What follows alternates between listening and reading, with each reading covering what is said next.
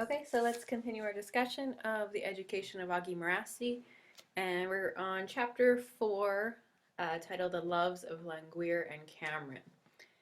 So he introduces the character of Brother Languire, who he refers to as a very homely looking man. Um, and, he would have been one of the instructors at the school. And he had a very long protruding chin. But it's this man that he characterizes as kind of a lecherous pedophile, um, who takes a liking to some of the female students in particular.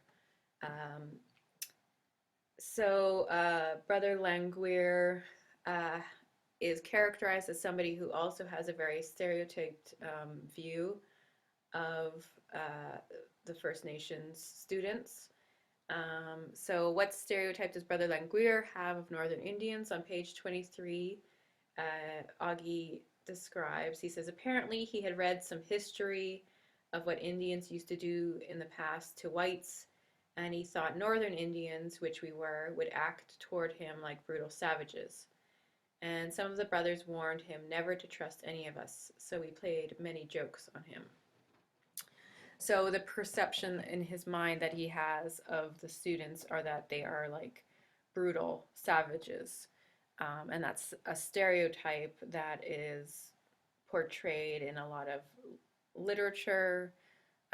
We even see it, on TV and in movies, and this artwork, even this perception of savagery, and being uncivilized or more violent or more, uh,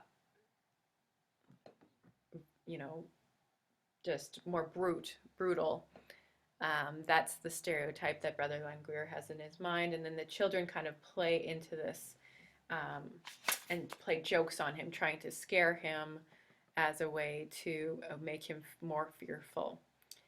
So how did the boys tease and provoke Languire's fears? So some of the bigger boys would surround him, poke him with their fingers, and this would cause him to, you know, be very fearful. So they would play these kind of jokes into him, and he'd run off to the principal and start telling him about those savage Indian kids who were trying to hurt him, and then so he had this perception, and then they were playing into the stereotype. But this stereotype has a very sort of, it goes beyond just this one individual. It's part of the background of residential schools is the perception that First Nations and Métis and Inuit children were more uncivilized or were more savage, and they needed to have that Christianizing, civilizing education through the residential school as a way to sort of separate them from this savagery. So it's part of this whole racist colonial ideology that was embedded in the schools, but we see it very particularly in this one um, teacher who had that very stereotyped view. And then Augie goes on to characterize this Brother Languire as lusting after some of the more attractive girls at the school. And in this way, we can kind of see how it's not just pedophilia, but a kind of hypersexualization of First Nations women that's taking place in the school environment. So this Brother Languire, he's constantly um, trying to attract the girls who are, children, and he's an adult, so he could be characterized as a pedophile as well. He was always waving at girls at the playground, jumping up and down, howling and calling the name of Jitty Dorian, who was always his favorite girl in his wishful mind. And he really loved and favored her only brother, Cyril Dorian. Um, We all knew that Brother Languire was madly in love with Cyril's sister, Jitty. And then he would call Cyril his brother-in-law, his niece-daw, brother-in-law in Cree, and he would ogle the girls, and it characterizes him almost like pathologically obsessed with this young girl, and he's kind of almost sick in the level of his obsession with her. He's, conveyed almost like a stalker, as having a kind of sick fascination with her, and, really convinced himself that they're going to get married once she graduates school. So he's an adult, he's an older man, but he has this perception in his mind that, um, he's lusting after this young girl, and she's going to fall in love with him, and this is going to be some sort of fairy tale come true for him. But the hypersexualization of Aboriginal women is still, something that our society is facing. And you think about, the sexual abuse that is still rampant and sexual assault that happens to Aboriginal women.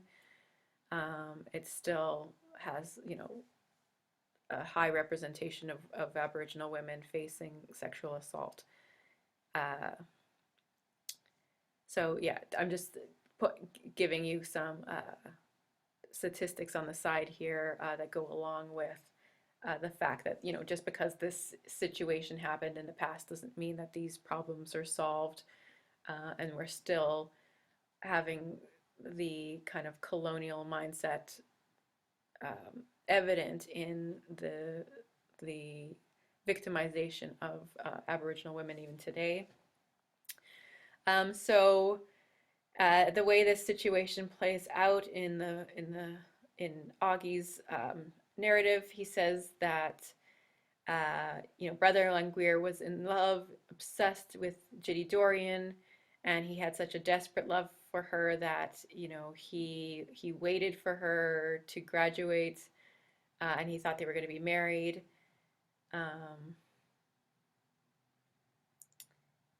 Or not even graduate, but just until she was like of age, 14 years old, basically. And he says, so he sort of describes, let's see. So he had a desperate love for her, and I'm sure that they both hated him, partly because he was ugly with his protruding chin. But so it went on for the next few years until both Cyril and Jitty stopped coming back to school and stayed home in the PA. Presumably, they were both over the age of 14. It wasn't long after, when summer holidays came around, June 1942 or 1943, that Brer Languire quit St. Therese Residential School, and according to the grapevine, he hung around the PA until Jitty got married to another man, and then Languire went back to Quebec. So this man, who was, clearly sickly fascinated, obsessively so, with this young girl, went back, stalked her basically in the PA until she married somebody else.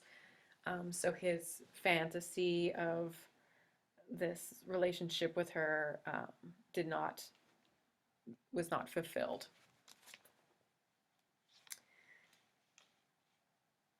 Another stereotype of colonialism, or of a sort of racist colonialist mindset, is this idea of the Indian princess. And I think this idea, or the stereotype, also plays into the kind of sexual fantasies that Scotty Cameron and Brother Languire have for the young women in this chapter.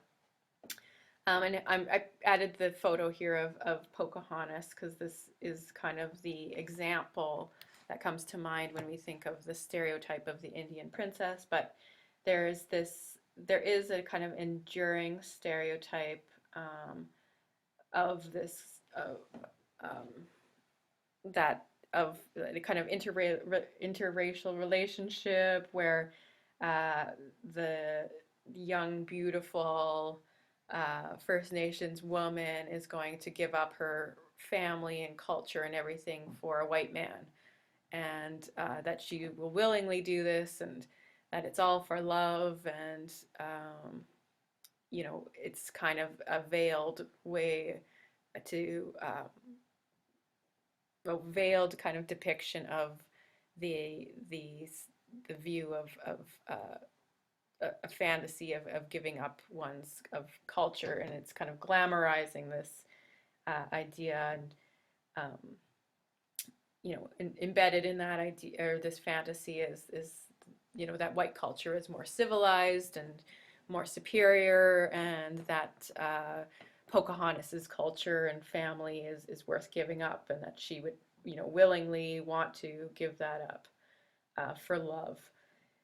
Um, and I think in the real life, the real story of Pocahontas was, very glamorized, or it's been glamorized by Disney and in the cartoon, and that's the story that, is most commonly understood. But in real life, uh, if you read some of the historical background to the Pocahontas story, John Smith was, an older man, in his 40s or 50s. Pocahontas was a 10-year-old girl.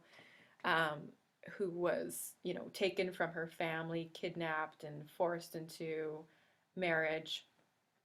Um, so it's not this beautiful fantasy fairy tale that happened. It's a very brutal story of kind of rape and murder and power and colonialism. So behind that kind of glorified stereotype, you get a lot of tragedy, and I think that's where the mindset of these two men, they're still hung up on this kind of fantasy and the stereotype that these young, beautiful women would willingly go for them, would willingly want a relationship with these old men, just because they view their own culture and their own background as somehow superior and desirable for a young, beautiful woman. Um, and there's also this fantasy of a sexual fantasy that these men have that maybe relates to this perception of the Pocahontas kind of ideal. So like Brother Languire, another of the instructors at the school, William Scotty Cameron, also lusts after one of the girls, Lorena Campbell, and Augie describes these men as having desperate loves because they are much too old and homely, ugly. They're not desirable in any way. Yet they believe that these young women, Lorena Campbell and Judy Dorian, the prettiest girls at the school, are going to desire them and marry them and want to marry them. But that's not the reality, right? So there's this perception that just because they're white and from dominant culture, that these young girls are gonna like want to be in a relationship with them. And he goes on to describe these two girls, and they're described as the prettiest girls in the school, and their traits are kind of important to note in terms of the racial hierarchy that was uh, at this time in history. But these women or these girls were the prettiest girls at the time, with fair skin and upturned noses and light brown hair, half breeds we call them. So Augie describes these girls as having, characteristics that were as close to sort of the dominant white um, culture, with fair skin and kind of upturned noses and light brown hair. So these were the characteristics that were deemed pretty, and this tells us a little bit about the racist mindset or racist culture that was at play at this time in history. And the term half-breed was once used to refer to individuals of mixed or heritage. We would not use that term. The word breed does imply a kind of animal, and dehumanizes the person. So we don't think of people as being a breed. So it's a very racist term, and it kind of gives us an insight into the dehumanized way that these girls were viewed in the eyes of the authority figures. Both of the young girls did not marry these old men, thankfully. They ended up marrying men of their own choosing. But both men, both Scotty Cameron and Brother Languire, kind of spent the rest of their lives kind of lusting after and holding on to these kind of fantasies of these young girls. So this is the first kind of chapter where we get indication of, well, not the first one. We saw Augie experience sexual abuse at the hands of uh, Sister Felicity, but here we see another example of the sexual abuse that was going on as well, and the sexuality that kind of was just below the surface of this moral facade that the administrators have.